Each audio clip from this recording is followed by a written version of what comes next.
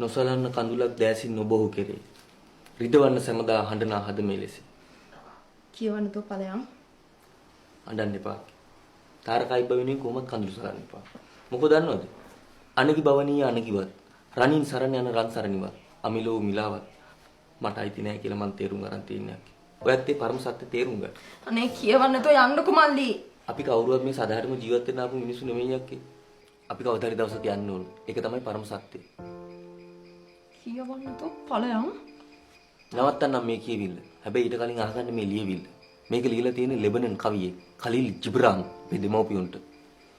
Gibran? මොකද්ද?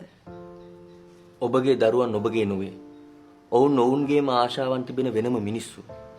ඔවුන්ට ඔබගේ ආදරය ලබා දෙන්න. නමුත් ඔවුන්ට ඔබගේ සිතුම් පැතුම් ලබා නොදෙන්න. මන්දයත් ඔවුන් ඔවුන්ටම ආවේනික වූ සිතුම් පැතුම් සතු ජීවි.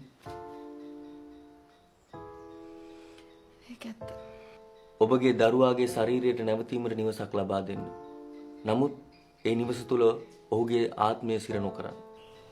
මල්ලි ඔබ ඔබගේ දරුවන් හා සමාන වීමට උත්සාහ කරන්න. නමුත් දරුවන් ඔබ හා සමාන කිරීමට උත්සාහ නොකරන්න. මන්දයත් මේ ජීවිතයේ ඉදිරියට ගලාගෙන යන එකක් මිසක් ඊයේ සමග නවතින්නේ නැත. තමසට පිස්සු නෑ ඔයි. තමසට පිස්සු කියලා හිතන අපිට තමයි පිස්සු.